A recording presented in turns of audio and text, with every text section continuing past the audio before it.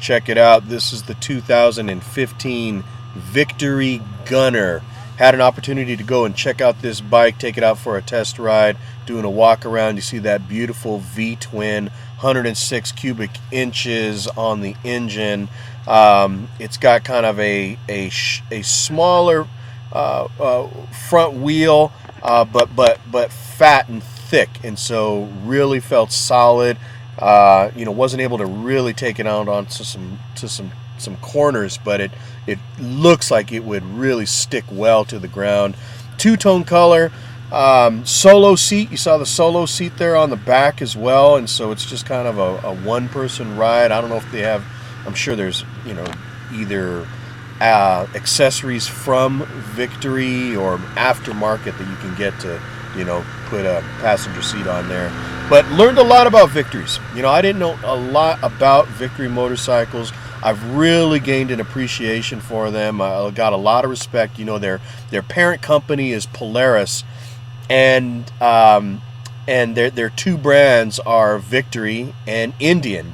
That Polaris has the rights to the Indian name, and so they are now putting out some of the new Indian models, and I think there's just a 2014, and I think they just came out with their 2015s, which I would love to go on one of those as well.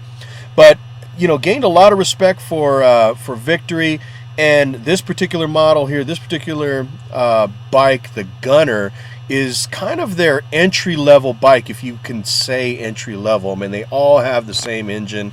Gearing is different, so they feel very different, or at least the two that I've ridden. I've ridden the Hammer and the Gunner. Both of them felt very, very different. And, but they all have sort of the same power, I guess, behind it. 6 V-twin engine, 6 speeds as well, same cc's or same cubic inches on the engine. But let's, this is maybe a little boring. Let's skip ahead a little bit and get to some of the ride that they took us on that is maybe a little more exciting. I mean, the whole route was, a fairly decent route, I have to say. They didn't keep it confined to just a certain area. They really tried to give us some variety, so they took us out on some of the big sweeping turns. We were able to get the bike up to speed a little bit. I was not able to get it up into 6th gear, but it was a fun, it was a fun experience to go out and check out the Gunner and check out the Hammer as well.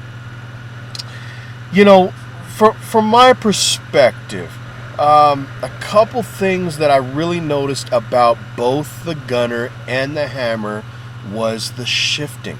And I don't know if that's just how these bikes shift, and I'm just not used to it. But the bike shifts clunky. It really just it's loud, and it's you can feel it when you shift. And again, I don't know if that's how it is. I have ridden on a Harley Fat Bob as well, and it shifted the same way. So I'm wondering if maybe that's just how these bikes shift. I mean, it's very different than my 2002 Honda Shadow Sabre, but then again, my bike's an older bike, it's a metric bike, and so a little bit different. But overall, I mean, the Hammer and the Gunner both have this high up instrument panel, very easy to see, you don't have to look down. I mean, you just kind of glance down a little bit and bam, you can see your speedometer. I guess that little digital display, it kind of toggles through a tachometer, a digital clock. It shows you what gear you're in. Honestly, I stopped looking at the little digital display because it kind of threw me off when I was looking at the gear that I was in. It's the first time I've ever ridden a bike that told you what gear you were in, so it was a very different experience for me. I think you would get used to it. I'm sure you would get used to it if you own the bike. But for me, it kind of threw me off because every time I pulled in the clutch, it showed just these blank lines, and I didn't know what gear I was in, and I didn't know if I shifted up, what gear I would go to, or if I shifted down, what gear I would go to. But, you know, again, I think if you own the bike, you would get used to that kind of stuff. So, in terms of some of the cons, you know, to start off with maybe some of the cons, the whole gearing on this bike was very different than the Hammer. It was, I mean, it wasn't bad, but it honestly, it felt very similar to my 2002 Honda Shadow Sabre. You know, first gear got up into, you know, I don't know how you know, what speed I was able to get up to before I shifted, but not that fast. I mean, I wasn't going that fast, and then I had to shift out of first into second, and then same thing from second into third, and third into fourth. And honestly, I mean, very similar to my bike, actually. And you know, my bike, I don't feel like it's bad. But coming from the Hammer, I rode the Hammer before the Gunner. And the Hammer, the gearing was totally different. You really could get it up to speed before you had to shift. You really felt like you could push that first gear, you know, up into like 30, 40, you know, maybe 50 miles an hour. And I mean, you could really push it, I'm sure. This one was different. I felt like you had to shift a whole lot sooner. Again, sort of that shifting, the clunkiness of the shifting, I thought that was a con as well. Again, that whole digital display. And you know what? The Gunner was, it felt like an entry-level bike. It felt like it was very stable, solid, easy to ride, which on the plus side is that it's, you know, it's kind of for everybody. On the downside, or the negative, slightly negative side, it just wasn't that exciting of a bike to ride. I mean, it was fun. I think maybe if you were to push it a little bit, because it felt very grounded. You know, it felt like you could really take some turns and lean over a lot and you know, feel safe and secure. And I just didn't have the opportunity to do that on the bike. And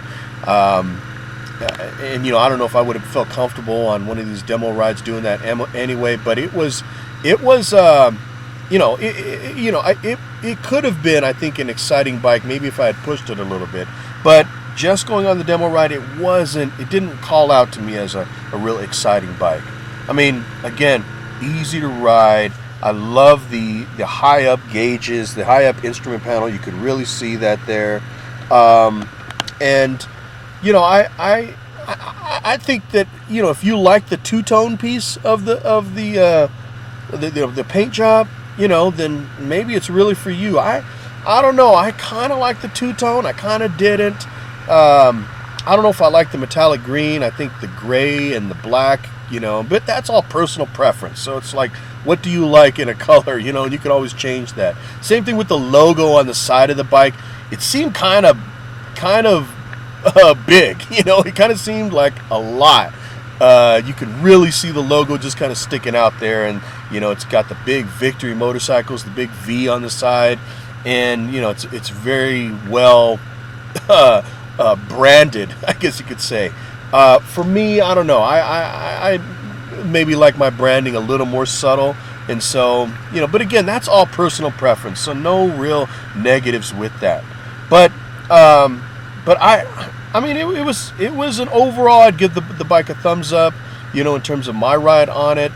Again, maybe not as exciting, but I certainly didn't think that anything was very, very bad about the bike. In fact, it was fun. It was a good ride. So again, I'd give it a thumbs up.